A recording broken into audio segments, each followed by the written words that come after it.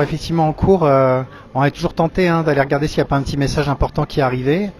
Vaut mieux réserver ça dans des petites bulles, des petits moments dédiés où on va se tenir au courant de ce qui s'est passé dans le monde. Et puis, une chose à la fois.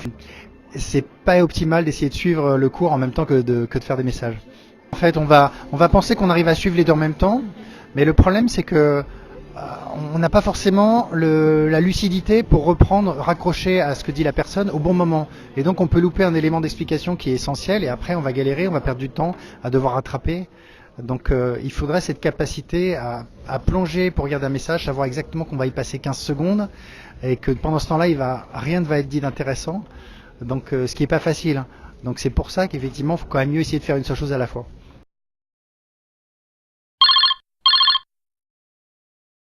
Donc plus on est au clair sur ce qu'on cherche à faire, et plus l'attention va pouvoir se focaliser facilement. Donc c'est toujours une bonne idée d'essayer de fragmenter ce qu'on a à faire en petites choses plus simples, où on voit exactement quel chemin prendre en fait pour y arriver.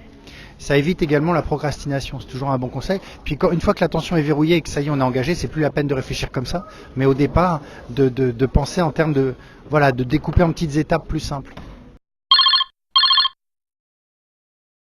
C'est bien de travailler avec des listes, ces fameuses to-do list, les listes de choses à faire, mais moi j'aime bien ce critère parfois on se met sur une liste des choses qui sont très vagues.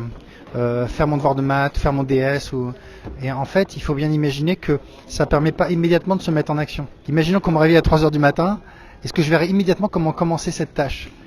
Si on ne voit pas immédiatement comment commencer, c'est qu'elle n'est pas forcément formulée de façon assez concrète. Il faut mieux parfois la fragmenter en petites étapes plus concrètes où on voit immédiatement comment commencer.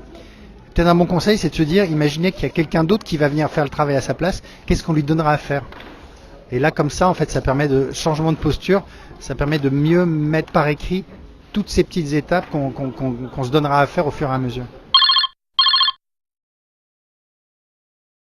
Il y a une méthode qui s'appelle Pomodoro, où on travaille pendant 20 minutes et ensuite on fait une pause. Alors cette règle des 20 minutes, elle n'a pas vraiment de raison d'être, parce que ça dépend d'une personne à une autre. Mais pas hésiter à faire des pauses, mais une vraie pause, dans ce cas, mais une pause minutée. C'est-à-dire se dire, je pars complètement, mais 10 minutes, et dans 10 minutes, je reviens. Comme ça, au moins, on n'est pas dans cette espèce d'entre-deux, où on continue un peu à travailler, on a de la mauvaise conscience.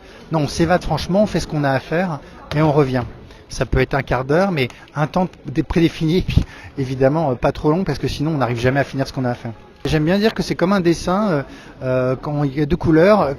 Un beau dessin, les couleurs parfois sont bien séparées, il y a des contrastes à faire. Si on mélange tout, c'est pas joli. Quand on a à manger, si on mélange tous les ingrédients du plat, on fait une espèce de purée qui n'est pas forcément très bonne. Donc c'est bien de bien respecter parfois, de faire bien travailler et ensuite faire une bonne pause, mais vraiment bien. Chez tout le monde, et en fait il y a un couplage qui est bien établi entre le système d'orientation de l'attention et le système d'orientation du regard. Généralement, quand l'attention est distraite, le regard va suivre. Il y a toute une mise en action du corps pour passer à une autre activité, et donc on peut se rendre sensible à ça. Et quand on se rend sensible à ça, en fait, on développe ce qu'on appelle une sorte de sens de l'équilibre attentionnel, où on remarque qu'on est en train de tomber et on se restabilise. Ça peut être la main qui part pour aller chercher son téléphone, ou pour aller chercher la souris et cliquer sur une fenêtre, etc. Moins se rendre sensible à certains moments où il faut vraiment être attentif, essayer de garder une certaine vigilance sur ce que fait son regard. Est-ce qu'il a tendance à partir? Dans les petites classes, le regard on le compare à une abeille qui a tendance à se balader un peu partout. De temps en temps, cette abeille, il faut un peu l'apprivoiser pour la remettre sur les informations qui sont importantes. De toute façon, on voit bien tous les sportifs de haut niveau, par exemple, ont un certain contrôle de leur regard pour prendre la bonne information. En classe, ça peut s'apprendre aussi.